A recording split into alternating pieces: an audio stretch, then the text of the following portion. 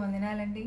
మరి దేవుడు గత కాలమంతా మనల్ని ఎంతోగానో కాచి కాపాడి రక్షించి సంరక్షించి ఆయన కృపకాల రెక్కల నీడను మనకు ఆశ్రయం ఇచ్చి ఇలా బ్రతికిస్తున్నందుకు ఆయన్ను ఎంతగానో స్తుతించ బదులమై ఉన్నాము.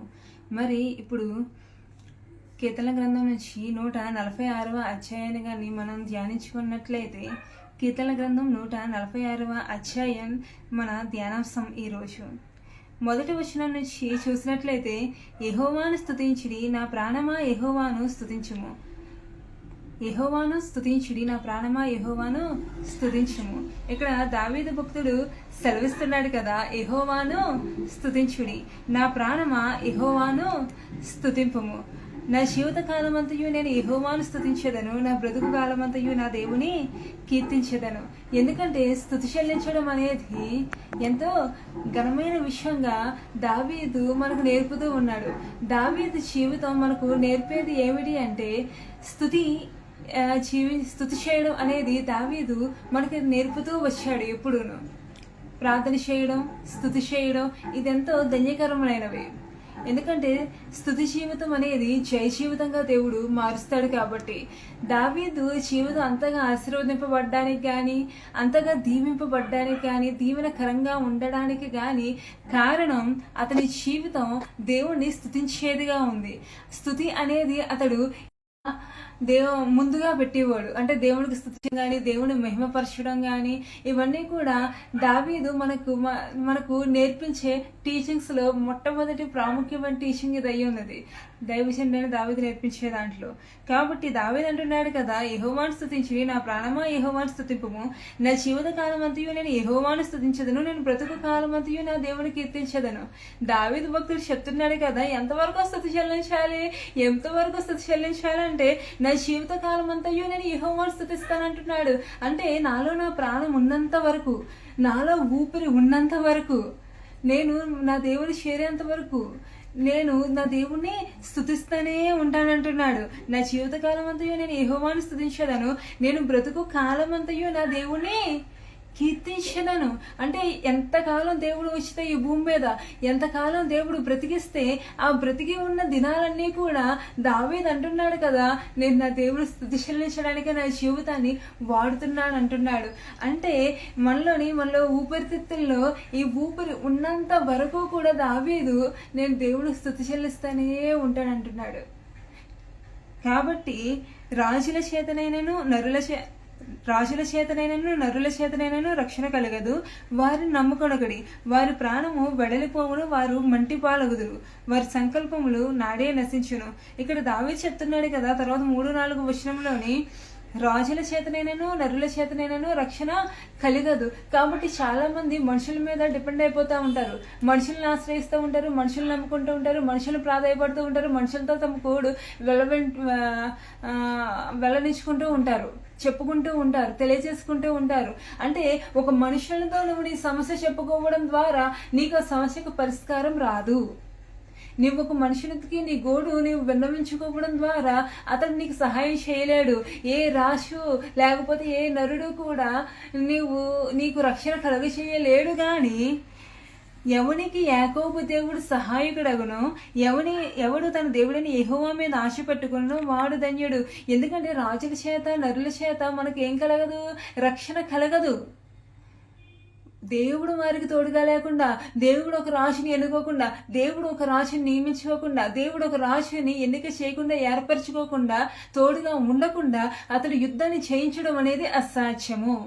కాబట్టి యుద్ధాలు చేసేది చెప్తున్నాడు దావీదు, వారు నమ్ముకొనకూడని చెప్తున్నాడు. ఎందుకంటే చాలా మంది రాజులు నమ్ముకుంటారు, లేదా నరులు నమ్ముకుంటారు, వాళ్ళని ఆశ్రయిస్తారు, వాళ్ళతో చెప్పుకుంటారు తమ బాధ కానీ, వాళ్ళ అవసరత కానీ, వారి అక్కలు కానీ, వీళ్ళు పెద్ద రాజులు, లేకపోతే వీళ్ళు ట్రస్ట్ వర్తీ పీపుల్, లేకపోతే వీళ్ళు గొప్ప వాళ్ళు అని చెప్పి వీళ్ళ సమస్యను తీరుస్తారేమో అని చెప్పి ముందు దేవుని దగ్గర నీ సమస్య పెట్టకుండా, దేవుని పాద సన్నిధిని నీ సమస్య చేరవేయకుండా, పెట్టకుండా, కుమ్మరించకుండా, నీ హృదయంలో ఉన్న బాధ, నీ కోరిక, నీ ఆశ, నీ దప్పిక దేవుని పాదాల చెంత పెట్టకుండా నీవు రాజుల చెంత పెట్టినా, ఏ నరుల చెంత పెట్టినా, ఏ మనుషుని ఆశ్రయించినా, ఏ నరుని నమ్ముకున్నా గాని అది వ్యర్థమని మన పితరుడైనటువంటి దావీదు దేవుని భక్తుడు సెలవిస్తున్నాడు. కాబట్టి వారిని నమ్ముకొనకుడి, ఎందుకు అంటే వారి సంకల్పంలో నాడే నశించను, వారు ప్రాణం వెడలిపోను, వారు మట్టిపాలగుదురు. వారంట ఎప్పుడు మనుషులని వారిని ఎంతకాలం బతుకుతారు? నిత్యము బతుకుతారా? శాశ్వతంగా జీవిస్తుంటారా ఈ భూమి మీద? లేదు కదా. దేవుడు ఎవరికి ఎంత ఆయుష్కాలం అనుగ్రహిస్తే అంతకాలం జీవించిన తర్వాత ఆత్మ దాన్ని దయచేసిన దేవుని యొద్దకు మరలిపోనన్న రీతిగా వెళ్ళిపోతారు, మహిమ ప్రవేశంలో చేస్తారు. ఆయన నమ్ముకుని వారు నరకాగ్ని పాలవుతారు. కాబట్టి అడవి గడ్డి వంటి, అడవి పువ్వు వంటి మనుషుల్ని నీవు నమ్ముకోకు, వాళ్ళని ఆశ్రయించకు. ఎవరికి యాకోబు దేవుడు సహాయుడగును, ఎందుకంటే ఆయన సంకల్పములు నశించేవి కావు. వారి సంకల్పము, నీవు నమ్ముకున్న రాజుల సంకల్పం నశిస్తాయి, నీవు నమ్ముకున్న అధికారుల సంకల్పాలు నశిస్తాయి, నీవు నమ్ముకున్న మనుషుల సంకల్పాలు, నరుల సంకల్పాలు అన్నీ కూడా నశిస్తాయి. కానీ దేవుని సంకల్పము అనేది నిత్యము, తరములన్నిటను, శాశ్వతము, యుగములన్నిటను నిత్యము ఉంటుంది, వదిలుతూనే ఉంటుంది. దేవుని సంకల్పములు నశించేవి కావు. కాబట్టి ఎవనికి యాకోబు దేవుడు సహాయుడగునో, ఎవడు తన దేవుడిని యెహోవా మీద ఆశ పెట్టుకున్న వాడు ధన్యుడు. మనం ధన్యంగా ఉండాలి అంటే, మన బ్రతుకులు, మన జీవితాలు ఆశీర్వాదకరంగా ఉండాలి అంటే మన ఆశ. అందుకే కదా దావీదు భక్తుడు 42వ కీర్తనలో సెలవిస్తాడు, 42వ కీర్తనలో ఆయన భక్తులు సెలవిస్తూ అంటారు కదా, దుప్పినీటి వాగుల కొరకు ఆశపడినట్లు దేవా నా కొరకు నీ ప్రాణము ఆశపడుచున్నది. కాబట్టి మన ప్రాణము ఎవరి కొరకు ఆశపడాలి, ఎవరి కొరకు ధ్యానం చేయాలి, మన ప్రాణము ఎవరిని ఆశ్రయించాలి, ఎవరి మీద ఆశ పెట్టుకోవాలి అంటే కోరహ కుమారులు కావచ్చు, లేకపోతే దావీదు గారు కావచ్చు. వారు చెప్పేది ఒకటే, మన ప్రాణం అనేది దేవుని మీద ఆశ పెట్టుకోవాలి. అప్పుడే దేవుడు మన ప్రార్థన ఆలకిస్తాడు, మనం ధన్యజీవులం అవుతాము. మన బ్రతుకులు ధన్యకరంగా, దీవెనకరంగా, క్షేమకరంగా వర్ధిల్లాలి, దీవింపబడాలి, జీవించాలి అంటే ఈ భూమి మీద మనం ఉన్నంతకాలము క్షేమకరంగా, సంతోషంతో, సఖ్యతతో, ఐక్యంగా ఉండాలి అంటే దేవునితో ఎవరికి యాకోబు దేవుడు సహాయుడగునో వానిని మొరపెట్టాలి, ఆయన మీద ఆశ పెట్టుకోవాలి. ఈ భూమి మీద ఉన్న వాటి మీద, లేకపోతే మనుషుల మీద మనం ఆశ పెట్టుకొని వారైతే తెస్తారు, లేకపోతే వారు ఏదో చేస్తారు, లేకపోతే మనకు సహాయం చేసేది దేవుడే, వాళ్ళ ద్వారా సహాయం చేయించేది దేవుడే. కాబట్టి ముందు మన ఆశ, మన దప్పిక, మన కోరిక దేవుని మీద పెట్టుకోవాలి. మనం ఆయన్ని ప్రార్థన చేయాలి, ఆయన్నే నమ్ముకోవాలని చెప్పి దావీదు భక్తుడు సెలవిస్తున్నాడు. అలాగే 6వ వచనం చూసినట్లయితే, ఆయన ఆకాశమును, భూమిని, సముద్రమును, దానిలోని సర్వమును సృజించిన వాడు, ఆయన ఎన్నడూను మాట తప్పని వాడు. మన దేవుడు ఎవరంట? ఆకాశాన్ని, భూమిని, సముద్రమును, దానిలోని సర్వాన్ని సృజించిన వాడంట. ఎంత గొప్ప దేవుని మనం ఆరాధిస్తున్నామండి, ఎంత గొప్ప దేవుని మనం కలిగి ఉన్నాము. ఇది నిజంగా ఆశీర్వాదం కాదా? ఇది నిజంగా ధన్య జీవితం కాదా? ఆయనంట ఆకాశం సృజించినవాడు, భూమిని సృజించినవాడు, సముద్రమును కలగజేసినవాడు, సముద్రంలోని సర్వమును అంటే భూమి, ఆకాశం, సముద్రం వాటిలోని సర్వాన్ని కలగజేసి వాటిని సృష్టించి వాటికి ఊపిరి దయచేసి వాటిని పోషించేవాడు కూడా ఆయనే. కాబట్టి ఆయన ఎన్నడూను మాట తప్పనివాడంట. మన దేవుడు మాట తప్పనివాడు ఎన్నటికీ కూడా. ఆయన మనుషులు మాటిస్తారు, కొంతమంది కొన్ని రోజుల తర్వాత అది ఉండదు. జీవితాంతం నేను నీకు తోడుంటానంటారు, లేకపోతే ఇంకా నీ బ్రతుకు నా చేతుల్లో పెట్టి ఇంకా మిమ్మల్ని చూసుకుంటానంటారు. ఇవన్నీ కూడా మనుషులు అబద్ధపు ప్రమాణాలు ఎన్ని చేస్తూ మోసపుస్తూ ఉంటారు. కానీ మన దేవుడు అటువంటి వారు కాదంట. ఎందుకంటే పొలిటీషియన్స్ చూసినట్లయితే వాళ్ళందరూ కూడా రకరకాల హామీలు ఇస్తారు, రకరకాల వాగ్దానాలు చేస్తారు. మళ్ళీ 5 సంవత్సరాల్లో ఏ ఒక్క హామీ కూడా మనకు కనిపించదు.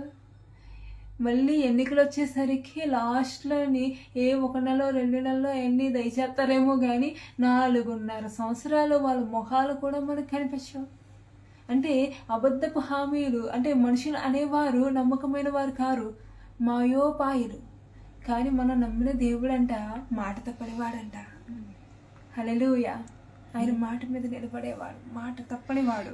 కాబట్టి మనము మనకు ఒకసారి ఆయన వాగ్దానం ఇచ్చి ఉన్నాడు అంటే, ఆయన వాగ్దానం చేశాడు అంటే అది ఖచ్చితంగా ఆయన నెరవేరుస్తాడు. కాబట్టి పరిశుద్ధ గ్రంథాన్ని మనం ధ్యానిస్తున్నప్పుడు, ఆయన వాక్యం చదువుతున్నప్పుడు మన హృదయం నెమ్మదితో ఉప్పొంగాలి, సంతోషంతో గంతులు వేయాలి, ఆనందధ్వని చేయాలి, ఉత్సాహగానం చేయాలి. ఎందుకంటే మన దేవుడు ఎంతైనా నమ్మదగిన వాడు. ఎంతైనా ఆయన నమ్మచ్చు దానికి. ఎందుకంటే ఆయన మోసం చేసేవాడు కాడు, విడిచిపెట్టేవాడు కాడు, వెలివేసేవాడు కాడు, హక్కును చేర్చుకునేవాడు, నీ అక్కర తీర్చేవాడు, నీ కన్నీరు తుడిసేవాడు మా దేవుడు. హల్లెలూయా. ఇటువంటి దేవుడు మనం ఆరాధిస్తున్నాము కాబట్టి ఆయన ఎన్నడూ మాట తప్పినవాడంట. అలాగే బాధపరచబడు వారికి ఆయన న్యాయము తీర్చును, ఆకలి గొనిన వారికి ఆహారము దయచేయును, యెహోవా బంధింపబడిన వారిని విడుదల చేయును, యెహోవా గ్రుడ్డివారి కన్నులు తెరవచేయువాడు, యెహోవా కృంగిన వారిని లేవనెత్తువాడు, యెహోవా నీతిమంతులను ప్రేమించువాడు, యెహోవా పరదేశులను కాపాడువాడు, ఆయన తండ్రి లేని వారిని విధవరాండ్రను ఆదరించువాడు, భక్తిహీనుల మార్గములను వంకర మార్గంగా చెయ్యును. ఇక్కడ చూసినట్లయితే మన దేవుడు ఎటువంటి వాడు అంటే ఆయన మాట తప్పని వాడు. అలాగే ఎవరైతే బాధపరచబడతారో, ఎవరైతే బాధల్లో ఉంటారో, ఇబ్బందుల్లో ఉంటారో, అన్యాయంగా హింసనందుతూ ఉంటారో, అన్యాయం సహిస్తూ ఉంటారో, అన్యాయాన్ని ఆయన చూస్తూ ఊరుకోడంట. వారి బాధను చూసి బాధపరచు వారి పక్షాన ఆయన న్యాయం తీస్తాడంట. బాధపరచబడి వారి పక్షాన వారి మొర ఆయన ఆలకిస్తాడంట. కాబట్టి మరి పక్షాన ఆయన ఉంటాడంట, ఆయన న్యాయం తీరుస్తాడంట. ఏ రాజు మనుషుడో లేకపోతే పొలిటీషియనో కాదంట, అధికారం కాదంట. ఆ దేవాది దేవుడే, సర్వాన్ని సృజించిన వాడే బాధపరచబడు వారి పక్షంగా ఉండి వారి బాధను తీరుస్తే వారి న్యాయాన్ని తీరుస్తాడంట. ఆకలి కొనిన వారికి ఆయన ఆహారం దయచేస్తాడంట. ఎంత శ్రేష్టమైనదండి. అందుకే ఆయన గుప్పలు విప్పి ప్రతి జీవి కోరికను ఆయన తృప్తిపరిచేవాడు. సర్వ జీవుల కళ్ళు నీ వైపు చూసినవి తగిన కాలం ముందు నీవు వారికి ఆహారం ఇస్తామని 145వ అధ్యాయం 15వ వచనంలో ఉంది. నీవు నీ గుప్పలు విప్పి ప్రతి జీవి కోరికను తృప్తిపరుస్తావు అని చెప్పి అక్కడ రాయబడి ఉంది. అంటే మన దేవుడు ప్రతి జీవి కోరికను తృప్తిపరిచేవాడంట. అందుకని ఆయన మీద ఆశ పెట్టుకోవాలి, కోరిక కలిగి ఉండాలి. హల్లెలూయా. కాబట్టి ఆయన ఆకలి కొనిన వారికి ఆహారం దయచేయవాడు, యెహోవా బంధింపబడిన వాడు విడుదల చేయవాడు. నువ్వు ఏ స్థితిలో బంధింపబడ్డావో, దేని నుంచి ఏ వ్యసనంలో బంధింపబడ్డావో, అది ఏ వ్యసనమైనా కావచ్చు, ఏ స్థితి అయినా కావచ్చు, ఏ బంధకమైనా కావచ్చు, ఏ సంఖ్యలైనా కావచ్చు. పౌలు శిలను బంధిస్తే చెరసాల పునాదులు అదిరాయంట. సంఖ్యలు బొండాలు అన్నీ కూడా విడిపోయాయంట ఆ స్థుతికి. హల్లెలూయా. ఆ స్థుతి, వారు చెల్లించే స్థుతి వారిద్దరే ఉంటే అంతలా ఎలా అదురుతాయి? లేకపోతే అంత చెరసాల అవన్నీ పునాదులు అదిరిపోవడం ఏంటి, సంఖ్యలు విడిపోవడం ఏంటి, అంతలా బద్దలైపోవడం ఏంటి అని చెప్పి చాలా ఆశ్చర్యపడుతూ ఉంటారు. స్తుతించేది వాళ్ళిద్దరే, కానీ వాళ్ళతో పాటు కొన్ని వేల దూతల సమూహాలు కూడా స్తుతించేసాయంట. అప్పుడు మరి అదరక ఏం చేస్తుంది ఆ స్థుతికి అంటే, స్థుతి మరి చెరసాల అనుభవం నుంచి మళ్ళీ, సంఖ్యల అనుభవం నుంచి మళ్ళీ బంధింపబడిన స్థితిలో నుంచి విడిపిస్తుందంట. నువ్వు ఏ స్థితిలో బంధింపబడినా, నువ్వు ఏ వ్యసనంలో బంధింపబడినా, చీకటి త్రాళ్లతో నువ్వు కట్టివేయబడినా, అంధకార సంబంధమైన దురాత్మల చేత నీవు బంధింపబడినా, ఏ సంఖ్యలను బంధించి ఉంచినా, దేవుడు నీకు నెమ్మది దయచేయడం సిద్ధంగా ఉన్నాడు. ప్రయాసపడిన నా యొద్దకు రండి, నేను మీకు విశ్రాంతిని కలగజేయదనని ప్రభువే సెలవిచ్చాడు. ఆయన మాట నువ్వు ఆయన దగ్గరికి వస్తే ఆయన బంధింపబడిన వారిని విడుదల చేస్తానంట.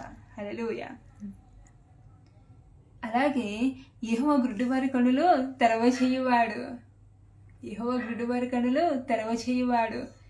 మరి ప్రభువైన యేసుక్రీస్తు ఒక గ్రుడ్డి భిక్షకుడు, దావీదు కుమారుడా నన్ను కరుణించుము అని బిగ్గరగా కేకలు వేస్తే చుట్టూ వారు ఊరుకోవయ్యా, బాధకుడు శ్రమ పెడతా నువ్వే అవ్వడమే అని చెప్పి వాళ్ళందరూ గసిరారు ఊరుకో అని. కానీ అతడు ఎవరి మాట లక్ష్య పెట్టలేదంట.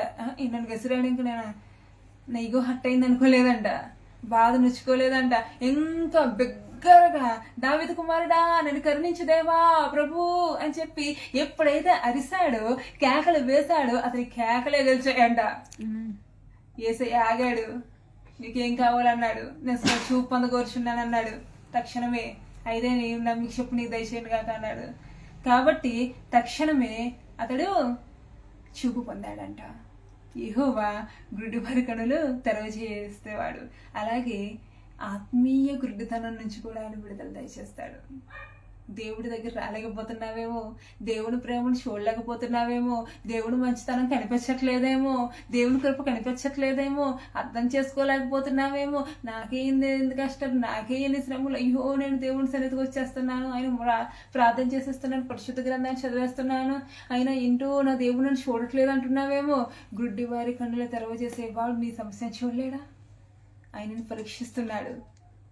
ఓపిక కలిగి ఉండు, నిరీక్షణ కలిగి ఉండు. ఆ నిరీక్షణ ఫలాన్ని నీవు ఖచ్చితంగా పొందుకుంటావు. హల్లెలూయా. ఎందుకంటే నా దేవుడు జీవాన్ని ఇచ్చేవాడు కాబట్టి ఆయన గుడ్డివారి కన్నులు తెరవచేయవాడు. యెహోవా కృంగిన వారిని లేవనెత్తువాడు. నీవు కృంగిపోయే స్థితిలో ఉన్నావేమో, నలిగిపోయిన స్థితిలో ఉన్నావేమో, దిగులు పడుతూ ఉన్నావేమో, ఆయన నిన్ను లేవనెత్తడానికి సిద్ధంగా ఉన్నాడు. నీవు చెయ్యి ఇవ్వడమే ఆలస్యం, పరలోకం నుండి ఆయన చెయ్యి దిగొచ్చేస్తుందంట. ఆయన పరలోకం నుంచి చెయ్యి చెప్తాడు, దిగొచ్చేస్తాడు నీ కొరకు. నీవెక్కడ దేవా పాపిని, నేను కృంగిన స్థితిలో ఉన్నాను, నన్ను లేవనెత్తమని నీవు చెయ్యి చాపడమే ఆలస్యం. ఆయన నీ చెయ్యి అందుకోవడానికి సిద్ధంగా ఉన్నాడు. ఆయన ఎందుకంటే ఆయన లేవనెత్తేవాడంట. బురదలో పడి ఉన్నా కానీ, లేకపోతే ఏ చెత్త చెదరంలో పాపం అనే ఊబిలో పడి ఉన్నా కానీ ఆయన నిన్ను లేవనెత్తడానికి సిద్ధంగా ఉన్నాడు. చిగటగల ఊబిలో పడి ఉన్నా ఆయన లేవనెత్తేవాడు. ఎందుకంటే ఆ దేవుడు వెలుగై ఉన్నవాడు, జీవమై ఉన్నవాడు, ఆయన ఇష్టపడేవాడు నిన్ను రక్షించడానికి. యెహోవా నీతిమంతులను ప్రేమించేవాడు. ఎవరైతే నీతిమంతులో యెహోవా దేవుడు ఎప్పుడు వారిని ప్రేమిస్తూనే ఉంటారు. ఎందుకంటే నీతిమంతులకు అనేక శ్రమలు కలుగుతాయంట. శ్రమలు అనేవి నీతిమంతులుగా కలుగుతాయంట. అయ్యి పైగా 1-2 అనలేదు, అనేక శ్రమలంట. 10 లేకపోతే 12 పోనీ ఒక 25 అనుకోవచ్చా, లేదా ఒక 50 అనుకోవచ్చు అనుకుంటారేమో. చాలా అనేకములను సెలవిచ్చాడు. అంటే మనం బ్రతికినంత కాలము నీతిగా జీవిస్తే, నీతిమంతులుగా ఉంటే మనకు రానన్ని శ్రమలు ఏమి ఉండవంట. ఎందుకంటే శోధన సహించేవాడు ధన్యుడు, అతడు రక్షింపబడతాడు. శోధనకి నిలిచిన వాడే అతడు రక్షణ పొందుతాడు. హల్లెలూయా. అంతం వరకు సహించిన వాడెవడో వాడే రక్షింపబడ్డాడని దేవుడు సెలవిచ్చాడు. అందుకే నీతిమంతుడైన యోబు కొన్నంత శ్రమలు మనం ఎక్కడా చూడలేదు. ఎందుకంటే అంత నీతిమంతుడిగా జీవించాడు కాబట్టి. ఆఖరికి దేవుడే అతని యథార్థన గురించి, నీతివత్వాన్ని గురించి, నీతిమంతుడైన యోబు గురించి సాక్ష్యం ఇచ్చే అంత అతడు. హల్లెలూయా. కాబట్టి నీతిమంతులు, యెహోవా నీతిమంతులను ప్రేమించేవాడు. కాబట్టి మరి నిజంగా యెహోవా దేవుడు మరి నీతిమంతులు ప్రేమిస్తే, నీతిమంతులు అనే వారికి శ్రమలు ఎందుకు వస్తాయంటే, నీవు నీతిమంతురాలు కనుకే శ్రమలు వస్తాయి. వాటిని తట్టుకో. అంతేగాని నీ దేవుని బ్లేమ్ చేయక. ఎప్పుడు నా రక్షకుని, ఎవరైతే నీకు జీవాన్ని ఇచ్చారో, ప్రాణాన్ని ఇచ్చారో, ఊపిరినిచ్చారో, ఊరికి కలగజేశారో ఎప్పుడు జాగ్రత్త సుమా.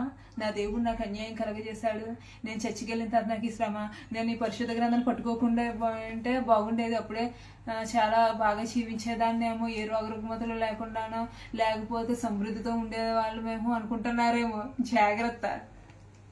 ఎందుకంటే దేవుడు నీ కొరకు తన ప్రాణాన్ని పెట్టేశాడే.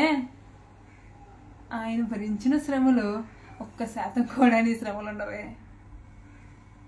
జాగ్రత్త సుమా. దేవుణ్ణి ఎట్టి పరిస్థితిలోని దూషించకు. అది క్షేమకరం అస్సలు కాదు. నీ శరీరానికి క్షేమకరం కాదు, మరి ముఖ్యంగా నీ ఆత్మకు అస్సలు, నీ దేహానికి క్షేమకరము కాదు. కాబట్టి యెహోవా నీతిమంతులను ప్రేమించేవాడు. ఆయన మనం ప్రేమిస్తున్నాడంట. యెహోవా పరదేశులను కాపాడువాడు. ఆయన తండ్రి లేని వారిని విధవరాండ్రను ఆదరించేవాడు. యెహోవా ఎప్పుడు కూడాను పరదేశుల విషయమైన పోరాడేవాడు. ఎందుకంటే ఆయన మన పితరులను ఇశ్రాయేలుకు కూడా ఆజ్ఞ ఇచ్చాడు, మీ పరదేశులను మీరు శ్రమ పెట్టవద్దు. ఎందుకంటే ఐగుప్తులో మీరు పరదేశులై ఉన్నది జ్ఞాపకం చేసుకొని, మీరు అనిపించిన బాధ, మీరు అనిపించిన హీన స్థితిలో నుంచి నేను మిమ్మల్ని ఎలా పైకి రప్పించానో, వెలుపలికి రప్పించానో అంతా మీరు జ్ఞాపకం ఉంచుకొని, కాబట్టి మరొక పరదేశంలో మీరు ఐగుప్తులు ఎలా అయితే మిమ్మల్ని కఠిన దాస్యత్వం చేయించారో, మీరు వారిని అలా చేయించకూడదని వారు ఖచ్చితంగా ఆజ్ఞాపించాడు. కాబట్టి పరదేశాలను కాపాడువాడంట ఆయన. అలాగే తండ్రి లేని వారిని విధవరాండ్రను ఆయన ఆదరించేవాడు. తండ్రి తల్లి లేని వారిని, నీ తండ్రి నిన్ను అర్థం చేసుకోకపోవచ్చు, నీ తల్లి నిన్ను ఆదరించకపోవచ్చు, కానీ యెహోవా నిన్ను ఆదరించడానికి సిద్ధంగా ఉన్నాడు. నీకు నీ తల్లి తండ్రి దూరమైన, నీ బంధువర్గమే నిన్ను దూషించి వెలివేసిన, కానీ యెహోవా దేవుడు అనేవాడు ఒకడు ఉన్నాడు. నీ దేవుడు నిన్ను చూస్తున్నాడు. ఆయన కృప నీ మీద మిక్కిలి అపరిమితంగా ఉందనే విషయాన్ని జ్ఞాపకం చేసుకోండి. కాబట్టి ఆయన తండ్రి లేని వారిని విధవరాండ్రను ఆదరించేవాడంట. ఎవరైతే తండ్రి లేక దిక్కులేని స్థితిలో ఉంటారో, దారిద్ర్యంలో ఉంటారో, దారిద్ర్య రేఖని అనుభవిస్తూ ఉంటారో, అట్టడుగు భాగంలోని రేఖ కింద నివసిస్తూ ఉంటారు. అంటే కనీస సౌకర్యాలు కూడా లేకపోతే అల్లాడుతూ ఉంటారు. వారి ప్రాణాలన్నింటినీ కూడా యెహోవాయే ఆధారం అంటండి. ఆ దేవుడు పోషకుడై ఉన్నాడంట. కాబట్టి ఆయన ఆదరించేవాడంట, కాపాడేవాడంట, కరుణ చూపేవాడంట. కరుణా సముద్రుడు నా దేవుడు. ఆయనంత కరుణా సంపన్నుడిని మనం ఎక్కడ చూడలేము. కాబట్టి నీ బాధ, నీ కష్టం, నీ వేదన అన్నీ కూడా ప్రార్థన రూపంలో, కన్నీళ్ళ రూపంలో ఆయన సన్నిధికి తెలియజేసుకుంటే హన్నావలే దేవుడు ఆశీర్వాదకరంగా జీవితాన్ని మార్చేస్తాడంట. ఎందుకంటే దేవుడు వినేవాడు. కోపం వచ్చిందా? అన్నలా ప్రార్థించు. వేదన వచ్చిందా? ప్రార్థించు ఆయన సన్నిధిని. కష్టం వచ్చిందా? ప్రార్థించు. ప్రార్థనే మన జీవితానికి ఆధారము. ప్రార్థనే మన జీవిత ధ్యేయంగా మార్చేసుకోండి. Prayer prayer prayer prayer. మనం బ్రతుకుతుంది, మనం బ్రతకాల్సింది దాని ద్వారానే, దేవుడి కొరకే. ఆ విషయాన్ని జ్ఞాపకం ఉంచుకోండి. కాబట్టి ఆయన తండ్రి లేని వారిని విధవరాండ్రను ఆదరించేవాడు. భక్తిహీనుల మార్గమును ఆయన వంకరగా మార్గంగా చేయనంట. భక్తిహీనులైన వారిని, అంటే భక్తి లేని వారిని, దుష్టులను ఆయన ఎలా మారుస్తాడంట? ఆయన వారి త్రోవల్ని మార్గమును వంకర మార్గంగా మార్చేస్తాడంట. అంటే వారి వేసన్ని కూడా అప్సైడ్ డౌన్ చేసేస్తాడంట. వారిని కూడా డిస్ట్రాయ్ చేసేస్తాడంట. దేవుడు నాశనం చేసేస్తాడంట వంకర మార్గంగా చేయడం అంటే. సో యెహోవా నిరంతరము ఏలును, సియోను నీ దేవుడు తరములన్నిటినో రాజ్యం చేయను, యెహోవాను స్తుతించుడి. యెహోవా మన దేవుడు నిరంతరము ఏలేవాడే వినే విషయాన్ని జ్ఞాపకం చేసుకో. ఆయన ఈరోజు ఉండి రేపు వెడలిపోయేవాడు కాదు, లేకపోతే నాశనం అయిపోయేవాడు కాదు. ఆయన నిత్యము జీవించేవాడు, జీవింపజేసేవాడు. మన దేవుడు నిత్యము జీవించేవాడంట. ఆయన నాశనం అనేది లేదు, అంతం అనేది లేదు. ఆయనే ఆదియు అంతమై ఉన్నాడు, అల్ఫా ఒమేగా అయి ఉన్నాడు. మన దేవుడు ఆది సంభూతుడై ఉన్నాడు, నిరంతర స్తుతులకు స్తోత్రార్హుడై ఉన్నాడు. కాబట్టి సర్వజీవుల కన్నులు ఆయన వైపు చూడాలి, ఆయన స్తుతించాలి. మన చేతులు ఆయన వైపు ఎత్తాలి, మన పెదవులు నిత్యం ఆయన స్తుతించి ఉండాలి. స్తుతి అనేది మనకి ఒక హ్యాబిట్లా అయిపోవాలి. మన ఈ లైఫ్ జర్నీలోని స్తుతి చెల్లించడం మనకు శ్రేయస్కరం. స్తుతి మన జీవితాన్ని మారుస్తుంది. దావీదు జీవితం అంత ఆశీర్వాదకరంగా ఉండడానికే కారణం అతడు చెల్లించిన స్తుతి జీవితం. ఆ స్తుతి జీవితం అనేది మనకు కావాలి. సియోను నీ దేవుడు తరములన్నిటినూ రాజ్యము చెయ్యను. మన దేవుడు ఈ లోకంలోని రాజులు కొంతకాలం ఉంటారు, కొంతకాలం ఉంటారు. వారి పదవి అయిపోతుంది, లేకపోతే వారు పాలించిన కాలం అయిపోయిన తర్వాత వారు అయిపోతారు. వారు చచ్చిపోయిన తర్వాత వాళ్ళు ఉంటారు, మట్టికి చేరవలసిందే. వారి ఆత్మ వాళ్ళు దయచేసిన వారి దగ్గర పోవలసిందే. దేవుడు నమ్ముకున్న వాడైతే దేవుని దగ్గరికి వెళ్తాడు, దేవుడు నమ్ముకున్న వాడు, దేవుని తెలుసుకునే వాడు ఖచ్చితంగా నరకట్ను పాలవుతాడు. ఇది క్రిస్టియన్ ట్రూత్. ఇది క్రిస్టియానిటీ నేర్పేది మనకి దైవికమైన నిజం ఇది. కాబట్టి యెహోవా నిరంతరము ఏలనంట. సియోను నీ దేవుడు తరములన్నిటినూ రాజ్యం చేయను. మన దేవుని రాజ్యము తరతరములు ఉంటుంది. కాబట్టి మన ఈ లోక యాత్రను ముగించుకొని ఒకనొక నాడు ఆయన సన్నిధికి వెళ్ళవలసిన వారమైన విషయాన్ని మర్చిపోకూడదు, జ్ఞాపకంలో ఉంచుకోవాలి. ఎందుకంటే ఆయన తరతరములు ఆయన రాజ్యం చెయ్యనంట. ఆయన రాజ్యానికి అంతము లేదు, ఆయన రాజ్యంలో చీకు లేదు, ఆయన రాజ్యంలో చింత లేదు, ఆయన రాజ్యంలో దప్పిక లేదు, ఆయన రాజ్యంలో కన్నీళ్ళు లేవు. సంతోషమే, గొంతులే, ఆనందమే, ఆనంద బాష్పాలే ఆయన సన్నిధిలోని నిత్యము పచ్చిక బయలే ఆయన సన్నిధి అంతా కూడా. మరి అటువంటి నిత్య రాజ్యాన్ని ఆయన మన కొరకు సిద్ధపరచ వెళ్ళాడు. మరి అటువంటి నిత్యరాజ్యాన్ని భూమి మీద ఉండగానే మనం అనుభవించాలి. ఎలా అంటే దేవుని ప్రార్థించడం, స్తుతి చెల్లించడం ద్వారా. అందుకే భూలోకంలోనే పరలోక అనుభవం అంటారు దైవజనులు. ఎలాగా? అంటే దేవుడు మనతో ఉంటే నిత్యమతి పరలోక అనుభవమే. ఒకనొకనాడు మనం చచ్చిపోయిన తర్వాత మన ఆత్మలు నమ్మకంగా దేవుని చేతికి అప్పగించి ఆయన నిత్య రాజ్యంలో నిరంతరము తరములన్నిటిలో అంతములేని ఆయన రాజ్యములోని నిత్యము ఆయనే అమరుడై వసించే జ్యోతిర్మయుడిగా వెలుగై ఉన్న జయశాలి అయినటువంటి ఆ దివ్య దేవుని నామాన్ని స్మరిస్తూ నిత్యము ఆయన నామ జపం చేస్తూ స్తుతి చెల్లించుట మనకు ధన్యకరం, క్షేమకరం. కాబట్టి ఆయన్ని రాజ్యములన్నింటిలో మనం ఆయనలో ఉండాలి అంటే లాస్ట్గా యెహోవాను స్తుతించుడి. మరి దావీదు భక్తుడు నేర్పే గ్రేట్ టీచింగ్ ఏంటంటే స్టార్టింగ్ వచ్చిన యెహోవాను స్తుతించుడి, ending line, starting line ending line దేవుని స్తుతించుడి. మన హృదయంతో నా ప్రాణమా యెహోవాను సన్నిధించమంటాడు. నా అంతరంగమున సమస్తమా ఆయన చేసిన ఉపకారంలో దేనిని మరువకూడదు అంటాడు. కాబట్టి దేనిని మరువకూడదు. ఆయన మనల్ని కలుగజేసిన విధము చూడగా నాకు భయమును ఆశ్చర్యము పుట్టుతుందంటాడు. కానీ దాన్ని బట్టి దేవుడు స్తుతించాలి. హల్లెలూయా. ఏ చిన్న విషయాన్ని వదలకూడదు, దేవుని స్తుతించడం ఆపకూడదు. స్తుతే మన జీవితానికి ఆక్సిజన్, మన జీవానికి. మనం బ్రతికి ఉండాలంటే ఈ భూమి మీద మనకి ఆక్సిజన్ అనేది ఎంత ముఖ్యమో, మనం గాలి పీల్చుకోవడం ఎంత ముఖ్యమో, అలాగే స్తుతి అనేది మన ఆత్మకు అంత ముఖ్యం, మన ఆత్మీయ జీవితానికి అంత ముఖ్యం. స్తుతి అనేది మనకు నెమ్మదిని, సమాధానాన్ని, సంతోషాన్ని ఇస్తుంది. మరి ఈ 146వ అధ్యాయంలో దావీదు భక్తుడు స్తుతి చెల్లించామంటున్నాడు. స్తుతి అంటే జీవితకాలం అంతా స్తుతి చెల్లిస్తానని చెప్తున్నాడు. బ్రతుకాలం అంతయు దేవుడు కీర్తిస్తానంటున్నాడు. అలాగే ఎవరినైతే నమ్ముకోవాలి అంటే రాజుల్ని, మనుషుల్ని కాదు, యెహోవానే నమ్ముకోవాలి. ఎందుకంటే ఆయన సంకల్పములు మనుషుల సంకల్పంలాగా నశించిపోవు. వారి సంకల్పములు అయితే నాడే నశించిపోతాయి. కానీ ఎవరికి యాకోబు దేవుడు సహాయుడగునో, ఎవడు తన దేవుడని యెహోవా మీద ఆశ పెట్టుకున్నో వాడు ధన్యుడని సెలవిస్తున్నాడు. కాబట్టి మన ఆశ, మన కోరిక దేవుడై ఉండాలని చెప్పి భక్తుడు మనకు నేర్పుతున్నాడు. అలాగే ఆయన ఎటువంటి వాడు అంటే మాట తప్పని వాడు. కానీ మనము బాధపరచబడుతున్నా, ఆకలిగొంటున్నా, బంధింపబడిన స్థితిలో ఉన్న, ఆత్మీయంగా మన గుడ్డితనములో ఉన్నా, లేకపోతే శారీరక బలహీనతల్లో ఉన్నా, కృంగిపోయి ఉన్నా, ఆయన ఒక జ్ఞాపకం చేస్తున్నాడు. నీతిమంతులు ఆయన ఎప్పుడు ప్రేమించేవాడంట. కాబట్టి వారి బాధలన్నింటినీ ఆయన తొలగిస్తాడు. అలాగే పరదేశంలో తండ్రి లేని వారిని, విధవరాంటిని ఆదరించేవాడు. ఆయన ఆదరించేవాడు అని చెప్తున్నాడు. నమ్మకమైన వాడు, ఆదరించేవాడు, అలాగే నిరంతరము ఏలేవాడు. కాబట్టి వీటన్నిటిని బట్టి యెహోవాను స్తుతించుడి. మరి దేవుణ్ణి స్తుతిద్దామా? దేవుని నామాన్ని ఆరాధిద్దామా? స్తుతి మన లైఫ్ స్టైల్గా మార్చేసుకుందామా? లైఫ్ స్టైల్గా, లైఫ్లో మన నిరంతర హ్యాబిట్గా స్థుతిని మార్చేసుకుందామా? దేవుడు ఆశీర్వదిస్తాడు, మన జీవితాలు ధన్యకరంగా మారుస్తాడు. చిన్న ప్రార్థన చేసుకుందాము. మహాపరిశుద్ధుడైన తండ్రి, నీ నామాన్ని బట్టి మీకు వందనాలు తండ్రి దేవా యేసయ్యా. మీకు వందనాలు తండ్రి దేవా యేసయ్యా.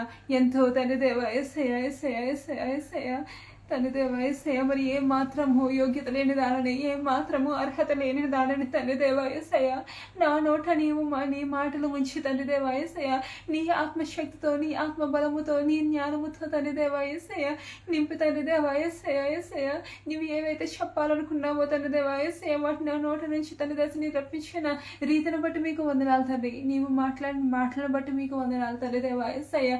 నీకు మాత్రమే మహిమ కలగాలి, నీకు మాత్రమే ఘనత కలగాలి, నీకు మాత్రమే స్తుతి కలగాలి తండ్రి దేవా యేసయ్యా. ఎందుకంటే నీ నామము గొప్పది, నీ నామం ప్రభావము గలది తండ్రి దేవా యేసయ్యా. అలాగే తండ్రి దేవా యేసయ్యా ఈ రీతిగా తండ్రి దేవా యేసయ్యా లైవ్ పెట్టడానికి తండ్రి దేవా యేసయ్యా మా అందరికి కృప చూపినందుకు మీకు వందనాలు తండ్రి. ఈ రీతిగా తండ్రి దేవా యేసయ్యా నీ భక్తులు కలుసుకోవడానికి తండ్రి దేవా యేసయ్యా కొన్ని మాటలైనా వివరించడానికి లైవ్లో, ఆన్లైన్లో తండ్రి దేవా యేసయ్యా చూసే వారికి దయచేసినందుకు మీకు వందనాలు తండ్రి దేవా యేసయ్యా. నిరంతరము తరములన్నిటినూ తండ్రి దేవా యేసయ్యా ఏలేవాడా, రాజ్యం చేసేవాడా, నీ నామము సన్నతింపబడును గాక, స్తుతులందరూ గాక అని దావీదు భక్తుడు సెలవిస్తున్నాడు తండ్రి. యెహోవాను స్తుతించడానికి సెలవిస్తున్నాడు తండ్రి. నిత్యము తండ్రి మా పెదవులతో మాత్రమే నిన్ను పైపైన స్తుతించకుండా తండ్రి మా అంతరంగములో, నాభిలో నుండి, మా హృదయాంతరంగంలో నుండి, మా మనస్సంతటి నుండి తండ్రి దేవా యేసయ్యా నిన్ను స్తుతించేయాలి తండ్రి. నీ మంచితనాన్ని స్తుతించాలయ్యా, నీ మహిమ స్తుతించాలి తండ్రి. నీ నామాన్ని స్తుతించి కనపరచాలి తండ్రి. మరి తండ్రి దేవా యేసయ్యా నీ యొక్క రక్షణను తండ్రి యేసయ్య నీ యొక్క విమోచనను మాకు అనుగ్రహించినందుకే మీకు వందనాలు తండ్రి. నీ దీవెన మాకు సదా తోడుగా ఉండి నడిపించమని యేసయ్య అతి పరిశుద్ధమైన నామమున అడిగి ప్రార్థించి వేడుకొచ్చున్నాము తండ్రి. ఆమేన్. అందరికీ వందనాలండి. Thank you.